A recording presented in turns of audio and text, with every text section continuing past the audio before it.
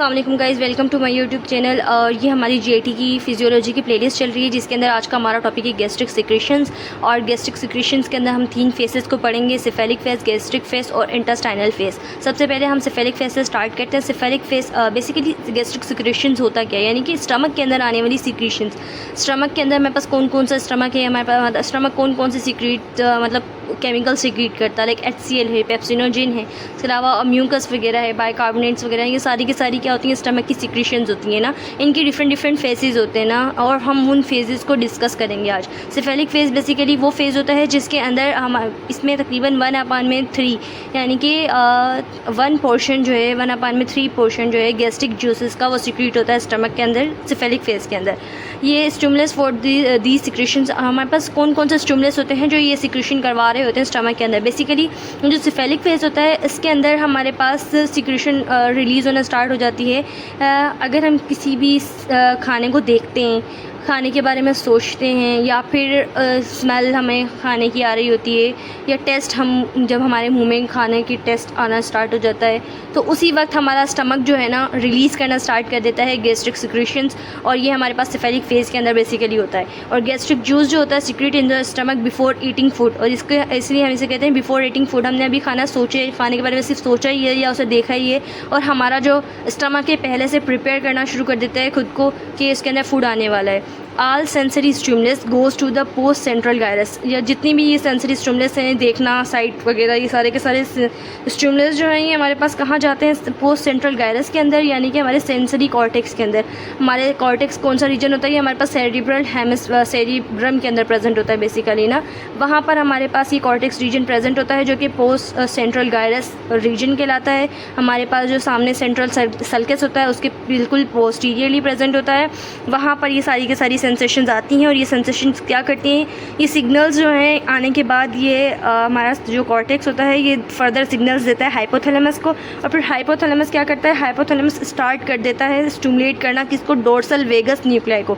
Dorsal vagus nuclei क्या होता है, वो इस चीज़ को देखता है कि हाँ अब लाइक के प्रिपेयर करा जाए स्टमक को कि उसमें बहुत सारा अब खाना आने वाला है इन मेड्यूला। और जो हमारे पास ये प्रेजेंट कहाँ होता है, डोर्सल वेगस न्यूक्लियाई, हमारे पास मेड्यूला में प्रेजेंट होता है, मेड्यूला ऑब्लिगेटा के अंदर।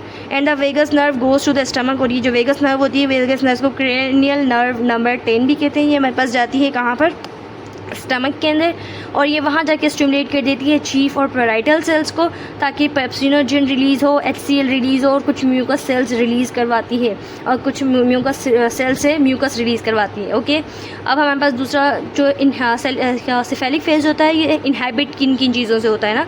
अगर हम सिंपैथेटिक नर्वस सिस्टम अगर हमारा एक्टिवेट हो गया, लाइक हम किसी भी स्ट्रेस में चले गए, हमें स्ट्रेस में बहुत कम भूख लग रही होती है, तो इसका अपोजिट रिएक्शन करो, तो ये वेगस नर्व को इनहैबिट कर देती हैं कौन सी, सिंपैथेटिक फ्लो। और वो सिंपैथेटिक फ्लो कहाँ से आता है, T1 से लेके L2 तक हमारे पास स्टिमुलस जो निकल रहे होते हैं या नर्व्स आ रही होती हैं, वो इस इनहैबिट कर देती है हमारी पैरासिम्पैथेटिक यानी कि वेगस नर्व्स को। और इस वजह से हमारे पास जो है हमें ये सिक्रेशंस वगैरह, ये हमारा सिफेलिक फेज जो है वो इनहैबिट हो जाता है। इनहैबिटरी पैरासिम्पैथेटिक फाइबर्स, ये स्ट्रेस या इमोशनल अपसेट वगैरह, या हम किसी भी जंग के मैदान में खड़े हुए हैं और जंग लड़ने जा रहे हैं, या फिर किसी भी तरह का कोई हमारा एग्ज़ाम है, हम उसमें अपेयर हुए हैं, तो ऐसी सिचुएशंस के अंदर हमारे पास हमारा सिंपैथेटिक नर्वस सिस्टम एक्टिवेट हो जाता है, और वो इनहैबिट कर देता है पैरासिम्पैथेटिक फाइबर्स जो कि सप्लाई कर रही होती हैं सिफेलिक फेज को, यानी कि गैस्ट्रिक सिक्रेशंस के लिए। ओके, हमारा जो सेकंड फेज़ है वो होता है गैस्ट्रिक फेज़, यानी कि फूड जो है अब हमारा स्टमक के अंदर आ गया है, तो अब हमारा स्टमक किस तरीके से ये सारे इस चीज़ों को देखते हुए हमारे रिलीज़ करवाएगा केमिकल्स या फिर सिक्रेशंस।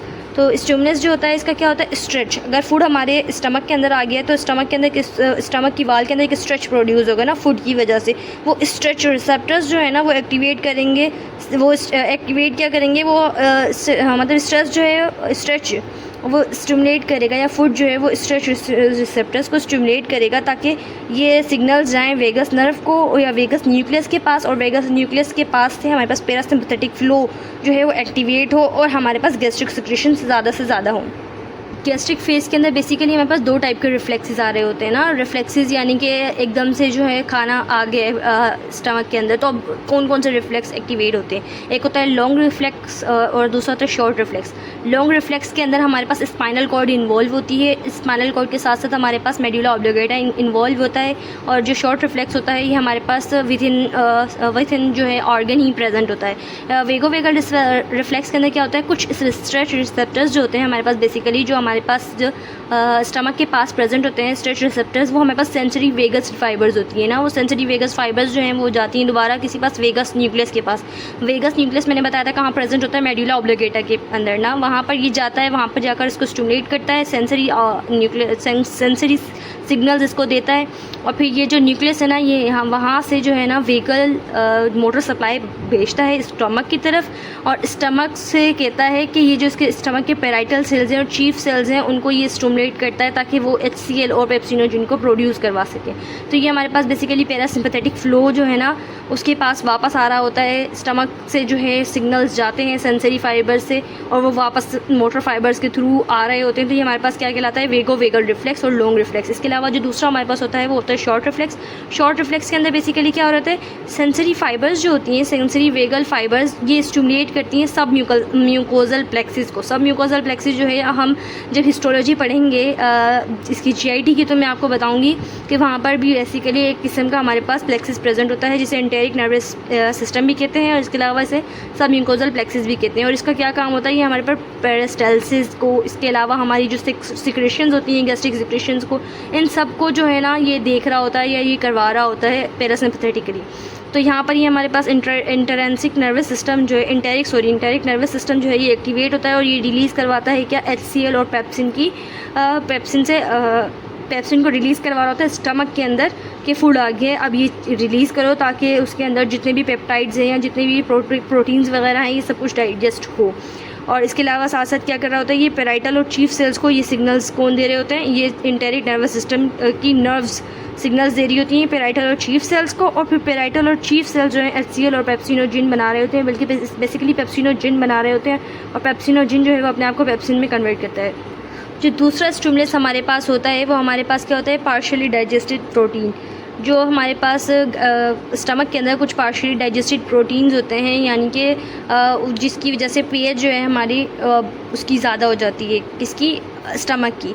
तो ये एक स्टिमुलस बन जाता है किसके लिए, हमारे पास स्टमक के अंदर हमारे पास एक एंट्रम रीजन प्रेजेंट होता है। आपको एंट्रम रीजन का तो पता ही होगा, हमारे पास इस तरीके से ये एक हमारा स्टमक होता है, इस तरीके से ये हमारा स्टमक है, और ये थोड़ा सा मेरी ड्राइंग ऐसी है। तो ये हमारे पास जो है इसका फंडस, ये हमारे पास कार्डियक रीजन होता है, इसका ये फंडस रीजन होता है, ये इसकी बॉडी होती है।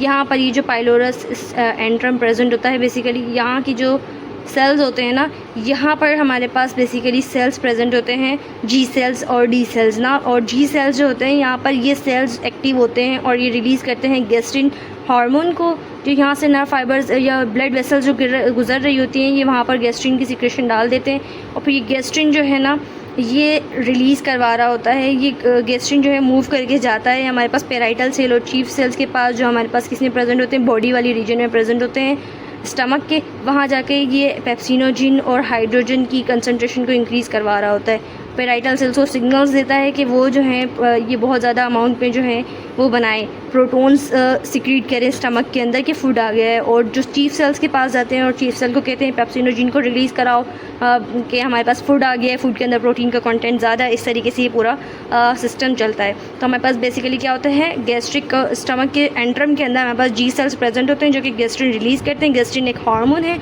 जो कि हार्मोन क्या करता है, ये ब्लड वेसल्स के अंदर आता है और ब्लड वेसल से ही हमारे पास पेराइटल और चीफ सेल के पास जाता है और वहाँ से ये रिलीज़ करवा रहा होता है किसको, प्रोटोन को और पेप्सिनोजिन को।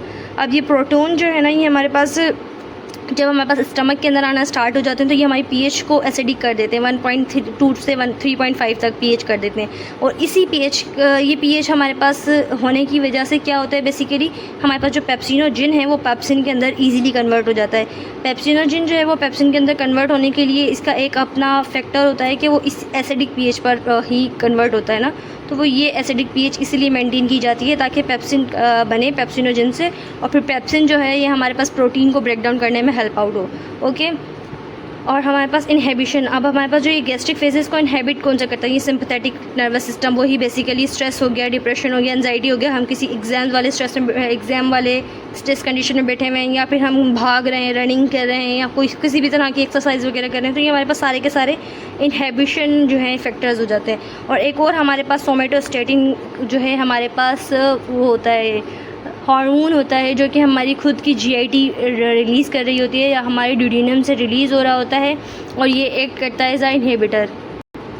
सोमेटोस्टेटिन जो है ये रिलीज़ कर रहा होता है, बल्कि एंट्रम के अंदर ही मैंने बताया था कि हमारे पास जी और डी दो टाइप के सेल्स प्रेजेंट होते हैं। जो एंट्रम के अंदर हमारे पास डी सेल्स होते हैं, बेसिकली ये हमारे पास सोमेटोस्टेटिन को रिलीज़ करवा रहे होते हैं, और इनका क्या काम होता है, ये हमारे पास डी सेल्स जो हैं ये स्टॉप कर देते हैं जी सेल्स को ना, जी सेल्स के ऊपर जाकर उनको इनहेबिट कर देते हैं। डी सेल्स से रिलीज़ होने वाला सोमेटोस्टेटिन जो है ये जाता है जी सेल्स के पास ब्लड के थ्रू, और वहाँ जाकर इसको इनहेबिट कर देता है। इनहेबिट होने की वजह से हमारे पास गैस्ट्रिन रिलीज़ नहीं होता। अगर गैस्ट्रिन रिलीज़ नहीं होगा तो हमारे पास जो है ये गैस्ट्रिन मूव नहीं करेगा कहाँ पर, पेराइटल सेल और चीफ सेल के पास, और वहाँ जाके HCl और पेप्सिनोजिन की सिक्रीशन नहीं होगी, जिसकी वजह से हमारी जो क्या नाम है जो ये पेप्सिन और HCl है इसकी कंसंट्रेशन स्टमक के अंदर डिक्रीज़ हो जाएगी। अब हम बढ़ते हैं पैरासिम्पैथेटिक नर्वस सिस्टम का इफ़ेक्ट क्या होता है जी सेल्स और डी सेल्स पे। ये पैरासिम्पैथेटिक नर्वस सिस्टम दोनों को स्टिमुलेट करती है, जी सेल्स को भी और डी सेल्स को भी। लेकिन जब जी सेल्स को स्टिमुलेट करती है तो क्या करवा रही होती है, HCl और पेप्सिन की प्रोडक्शन को इंक्रीज़ करवा रही होती है, क्योंकि जी सेल से गैस्ट्रिन निकलता है, और गैस्ट्रिन जाकर चीफ सेल और पेराइटल सेल्स पर काम करके वहाँ से ये दोनों चीज़ें रिलीज़ करवा रहा होता है। और दूसरा जो डी सेल के ऊपर जाके क्या करती है, ये डी सेल्स को इनहेबिट करवा रही होती है वेगस नर्व के थ्रू, क्योंकि यहाँ पर ये जो पैरासिम्पैथेटिक आउटफ्लो है ये हमारे पास वेगस नर्व के थ्रू ही आ रहा होता है, जी सेल्स के पास भी और डी सेल्स के पास भी। लेकिन जी सेल्स को ये स्टिमुलेट कर रही होती है और डी सेल्स को ये हमारे पास इनहेबिट कर रही होती है।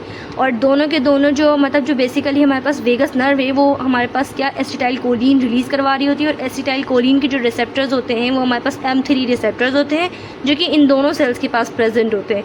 ओके, और गैस्ट्रिन जो है from G cell really also inhibit, जो गैस्ट्रिन है हमारे पास जी सेल से निकल रहा है, ये खुद जाकर भी डी सेल्स को इनहेबिट कर देता है।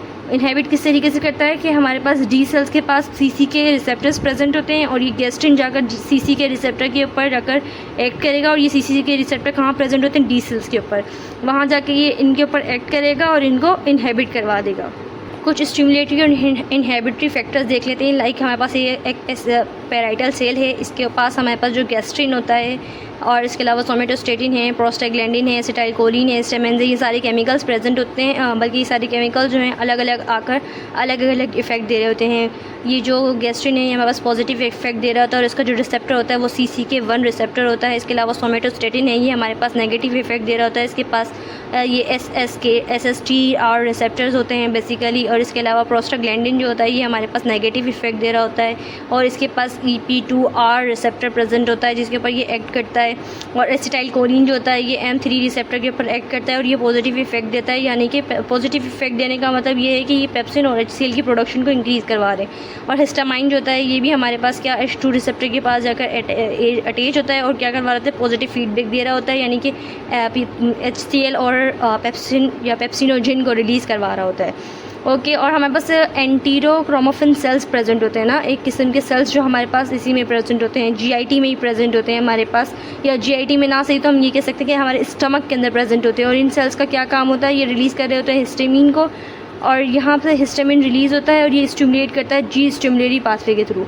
हिस्टामिन बेसिकली जी स्टिमुलेटरी पाथवे को फॉलो करता है और हमारे पास गैस्ट्रिन की सिक्रीशन को इंक्रीज़ करवा रहा होता है, और गैस्ट्रिन की सिक्रीशन को नहीं बल्कि HCl और पेप्सिन की सिक्रीशन को इंक्रीज़ करा होता है। और प्रोस्टाग्लैंडिन जो है ये हमारे पास पेराइटल सेल के ऊपर पास जाके पेराइटल सेल के अंदर जी इनहेबिटरी पाथवे को स्टिमुलेट कर देते हैं, जिसकी वजह से हमारे पास पेप्सिन और HCl नहीं बन पाता।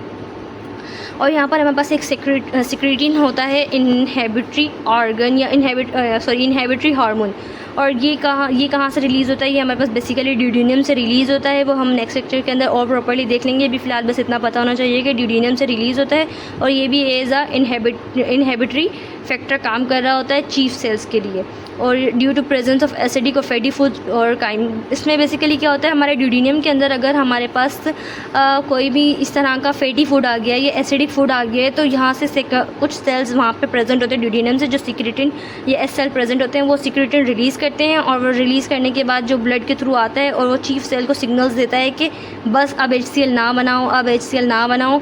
चीफ सेल को सिग्नल्स देता है कि पेप्सिनोजिन को स्टॉप करो, ताकि जो है ना ब्लड की pH जो हमारे पास ड्यूडेनियम में आ रही है वो एसिडिक ना रहे, ज़्यादा एसिडिक ना हो। और जी सेल जो है ये आल्सो स्टिमुलेट गैस्ट्रिन करते हैं, गैस्ट्रिक रिलीजिंग पेप्टाइड। जी सेल जो हैं ये स्टिमुलेट करते हैं गैस्ट्रिन रिलीजिंग पेप्टाइड को, और ये गैस्ट्रिन रिलीजिंग पेप्टाइड जो हैं ये आगे जाकर एक्ट करते हैं और इनहेबिट कर रहे होते हैं। के लिए बेसिकली जो जी सेल्स होते हैं वो स्टिमुलेट कर रहे होते हैं गैस्ट्रिन रिलीजिंग पेप्टाइड को, और यहाँ से जाकर क्या गैस्ट्रिन रिलीज़ करवा रहे होते हैं ताकि पेप्सिन और HCl की कंसंट्रेशन ज़्यादा हो जाए। अब हमारे पास होता है म्यूकोजल बैरियर ना, म्यूकोजल बैरियर के अंदर हमारे पास बेसिकली कौन कौन सी चीज़ें प्रेजेंट होती हैं। ये म्यूकोजल बैरियर हमारे पास स्टमक के अंदर प्रेजेंट होता है, क्योंकि स्टमक के अंदर ही हमारे पास HCl बन रहा होता है। तो हमारे पास कुछ किस्म के सेल्स प्रेजेंट होते हैं, म्यूकोस नेक सेल्स होते हैं और फोव्यूलर सेल्स होते हैं। इनका क्या काम होता है, ये हमारे पास रिलीज़ करते हैं 95% वाटर को, इलेक्ट्रोलाइट्स को, फॉस्फोलिपिड्स को, म्यूसिन को, बाइकार्बोनेट को, ताकि हमारे पास जो HCl और पेप्सिन है, ये पेप्सिन जो है बेसिकली हमारे ख़ुद के प्रोटीन्स जो हैं, मतलब बॉडी के टिश्यू प्रोटीन या स्टमक के प्रोटीन्स, उनको डिस्ट्रॉय ना करना स्टार्ट कर दे। HCl जो है वो भी हमें डैमेज ना करे हमारे स्टमक को, तो उसके लिए ये एक तरीके से बैरियर बना देते हैं, जिससे हम कहते हैं stomach mucosal barrier. Thank you so much guys. अगर आपको वीडियो अच्छी लगी हो तो प्लीज़ लाइक, कमेंट, सब्सक्राइब करें, और इसके अलावा आप अपने फ्रेंड्स को शेयर कर सकते हैं। Thank you so much guys.